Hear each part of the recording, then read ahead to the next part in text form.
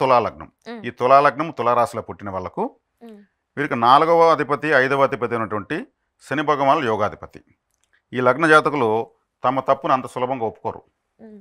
ఎందుకంటే ఈ 4, 5 స్థానాలు కేంద్ర కోణాధిపతి అయిన శనేశ్వరుడు యోగాధిపతి కదా.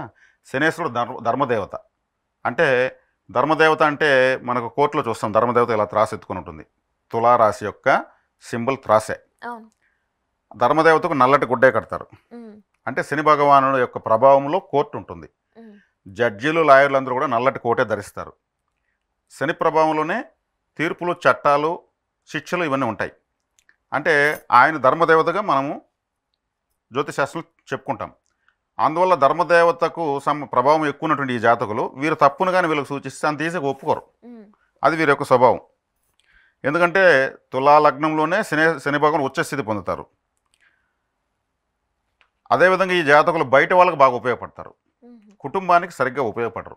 ఎప్పుడైతే కుటుంబాన్ని పట్టించుకుంటారో, ఎప్పుడు కుటుంబానికి ఉపయోగపడతారో, కుటుంబం కోసం ఎప్పుడు ఆలోచిస్తారో అప్పటి నుంచే జాతకము యోగిస్తుంది. తప్పితే అప్పటి వరకు యోగించదు. దానికి టైం అంటూ లేదు. వీళ్ళు ఎప్పుడు కుటుంబాన్ని పట్టించుకుంటే అప్పటి నుంచి జాతకం యోగించడం స్టార్ట్ అవుతుంది.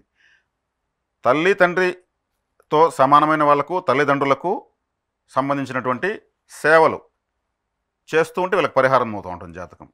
అంటే వీళ్ళ యొక్క జాతకానికి జీవితానికి పరిహారం ఏంటంటే వృద్ధులకు, తల్లిదండ్రులకు, లేని వాళ్ళు అంతటితో సమానమైన వాళ్ళకు పాదసేవ, వాళ్ళకు ఈ మోకాళ్ళు కీళ్ళు నరాలకు సంబంధించిన మెడిసిన్స్ దానంగా ఇవ్వడం చేస్తూ ఉంటే అంటే శనిగ్రహం వృద్ధగ్రహం, హ్మ్. ముసలివాళ్ళలాగా ఉంటారు శనీశ్వరుడు. హుహు. అందువల్ల తత్సంబంధమైనటువంటి శారీరక స్థితిగతులు ఉన్న వాళ్ళకు వీళ్ళు సేవ చేయాలి, లేకపోతే జాతకం యోగించదు. కాబట్టి ఇంట్లో తెలియకుండా ఏ పని చేయరాదు వీళ్ళు. ఒకవేళ చేస్తే సమస్యలు వస్తాయి. ఇంట్లో వాళ్ళకి చెప్పే చేయాలి. చెప్పకుండా చేసిన దాంట్లో ఖచ్చితంగా సమస్య వస్తుంది. తర్వాత వృశ్చిక లగ్నం. ఈ వృశ్చిక లగ్నం జాతకులు వీరికి వీరే శత్రువులు. అయ్యో! ఈ లగ్నం వాళ్ళు హ్మ్. అంటే వీళ్ళ యొక్క స్వభావము, పట్టుదల, మొండితనము వీటి వల్ల వీళ్ళకి ఎక్కువ సమస్యలు వస్తుంటాయి. Compromise car. వృశ్చికం అంటే తేలు కదా, తేలు అంత ఉంటుంది. హ్మ్. అది కొండేలా ఎత్తుకుంటుంది. మీరు కావాలంటే ఇప్పుడు ఈ వీడియో చూస్తున్నటువంటి వీక్షకులు కావచ్చు, ఎవరైనా కావచ్చు, ఒక తేలు పక్కన ఎంత శబ్దం చేసినా ఆ కొండ కింద పెట్టదు. అది హ్మ్. అలా ఇలా తిరుగుతుంది కానీ కొండ కింద పెట్టదు. అంత మొండి తేలు. ఈ లగ్న జాతకులు, రాశి జాతకులు చాలా మొండి ఘటాలంతా కూడా వృశ్చిక రాశి, వృశ్చిక లగ్నంలో పుడతారు. మరి ఎట్టి పరిస్థితుల్లోనూ వీళ్ళు ఇంకొకరితో కాంప్రమైజ్ అవ్వరు. ఈ రాశిలో పుట్టినటువంటి స్త్రీలను ఎంతోమంది, లగ్నంలో పుట్టినటువంటి స్త్రీలు ఎంతోమంది చూశాను. వాళ్ళ భర్తతో వీళ్ళ మొండితనం వల్లనే విసుగు తెప్పించి చాలా వరకు గొడవలు వచ్చాయి. హ్మ్. అసలు అన్ని సందర్భాలను కోపంగా ఉంటే కుదరదు కదా. భర్తతో అనురాగంగా, ప్రేమానురాగాలు ఉండాల్సిన విషయం కూడా ఉంటుంది కదా. అన్ని సందర్భాలు మొండిగానే ఉండడం వల్ల ఏమవుతుంది, చికాకు వస్తుంది. అప్పుడు సంసార జీవితంలో సమస్యలు వస్తాయి. హ్మ్. కాబట్టి అంత మొండితనం పనికిరాదు. అందుకే వీళ్ళే శత్రులు అంటారు. వీళ్ళు ఎక్కడ జలాధిక్యత ఉంటే, అంటే జలాధిక్యత అంటే సముద్రాలు, నదులు, తీరాల్లో ఆలయాలు ఉంటే ఆ ఆలయానికి వెళ్ళి రావడం వల్ల వీళ్ళకు జాతకం బలపడుతుంది. హుహు. అంటే వృశ్చిక లగ్నానికి అధిష్టాన దైవము 6వ ఇంటి కూడా అధిపతి కూడా కుజుడే అవుతాడు. 6వ ఇంటికి అధిపతి కుజుడు, లగ్నానికి అధిపతి కుజుడే. కుజుడికి అధిష్టాన దైవం సుబ్రహ్మణ్య స్వామి.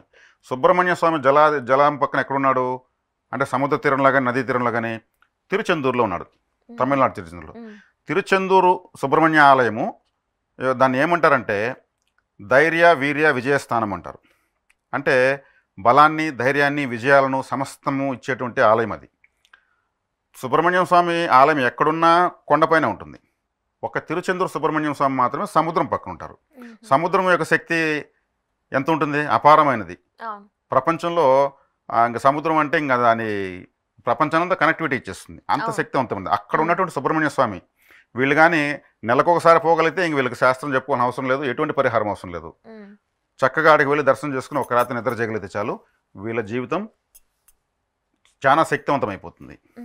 ఈ ధనుర్లగ్న జాతకులకు వీళ్లకు సింపుల్, వీళ్ళ తండ్రే వీళ్ళకి రోల్ మోడల్. తండ్రికి చెప్పకుండా ఏమి చేయరు, తండ్రికి తెలియకుండా ఏమి చేయరు.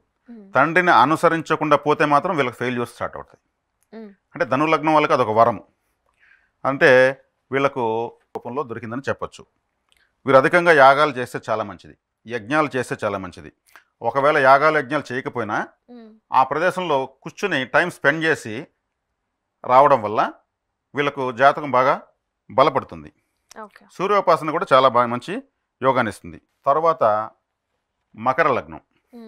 మకర లగ్నానికి యోగాధిపతి శుక్రుడు, బాధకాధిపతి కుజుడు. అంటే యోగించే గ్రహం శుక్రుడు, బాధ పెట్టే గ్రహం కుజుడు. ఈ కుజ నక్షత్రాల్లో బుధుడు శుక్రుడు బుధులుగానే ఉంటే వీళ్ళకి వచ్చే సమస్యలు ఇంకా వర్ణాతీతం. అంత ఈ ఒక పట్టాన సమస్యలు తీరవు. ఎందుకంటే కుజుడు బాధకాధిపతి కాబట్టి ఆ బాధకాధిపతి యొక్క నక్షత్రంలో యోగాధిపతులైనటువంటి బుధ శుక్రులు కానీ కూర్చున్నారంటే జాతకం పూర్తిగా యోగించదు. ఒంటరిగా ప్రయాణం చేయరాదు.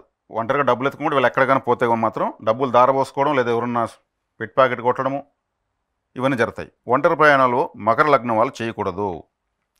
వీరు తరచూ ఉద్యోగాలు చేస్తూ తరచూ ఉద్యోగాలు మారుస్తూనే ఉంటారు. అక్కడ ఎక్కడ వీళ్ళు ఉద్యోగం చేసినా అక్కడ వీళ్ళకి ఒక టార్చర్ ఉంటుంది. పై అధికారులు ఉంటారు కదా, లేదా తోటి పనిచేసే వాళ్ళతోనూ ఏదో ఒక విధంగా టార్చర్ వీళ్ళకి ఉద్యోగంలో ఉంటుంది. ఒక 10 సంవత్సరాలు చేస్తే ఎక్కువ వీళ్ళు ఉద్యోగం. 10 సంవత్సరాల తర్వాత వీళ్ళు వ్యాపారం చేసేదానికే మొగ్గు చూపుతారు. వ్యాపారం అంటేనే వీళ్ళకి ఇష్టం.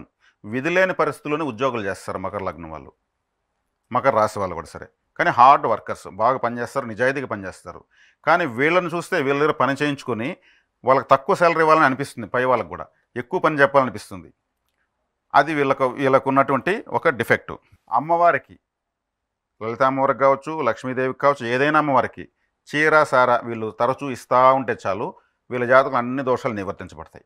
అది చక్కటి పరిహారం. మకర లగ్న జాతకులు ఎవరైనా ఈ వీడియో చూస్తుంటే చక్కగా అమ్మవారిని పట్టుకుంటే చాలు. వీళ్ళు ఒక పండు ముత్తైదుకు మనం ఎట్లయితే ఇంటికి పిలిచి చీర సార పెడతాము, పసుపు కుంకుమలు ఇచ్చి అమ్మవారికి అలా సమర్పిస్తూ ఉంటే వీళ్ళ జాతకులు ఎన్నో దోషాలు పోతాయి. తర్వాత కుంభలగ్నం.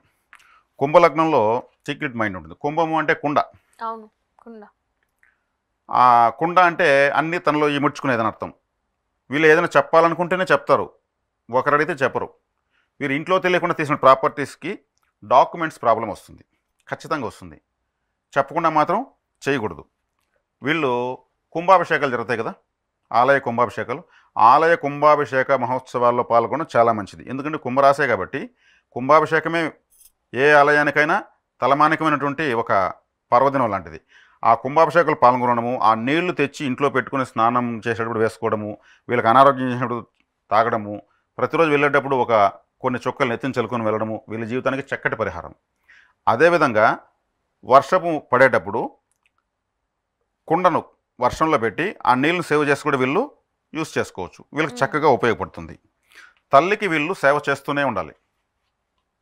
వీరి తల్లికి వీళ్ళకి చక్కటి పరిహారము తల్లికి సేవ చేయడం, అది చేస్తే చాలు, అన్ని దోషాలు నివర్తించబడతాయి.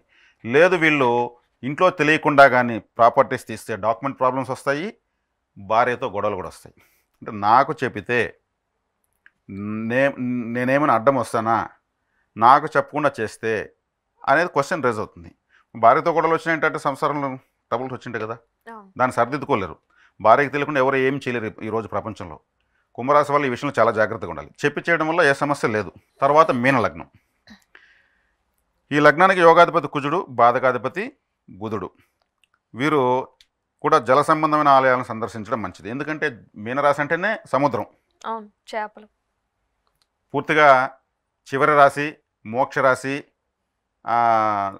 అది మరో జన్మకు అంటే ఇంక చివరి ఘట్టం అయిపోతే ఇంకో జన్మకి కదా ఎలిజిబిలిటీ. అంటే రాబోయే జన్మను కూడా ఆ రాశి తర్వాత మళ్ళీ మేషం స్టార్ట్ అవుతుంది. అంటే ఈ జన్మ చివరి పరిస్థితిని కూడా తెలియజేస్తుంది. మీనంలో కేతు ఉంటే వాళ్ళు మోక్ష లగ్నంలో పుట్టినని అర్థం. అంటే జ్ఞానకారకుడు, మోక్షకారకుడు మీనంలో ఉండడం రాబోయే జన్మ ఉత్తమ జన్మను కూడా తెలియజేస్తుంది.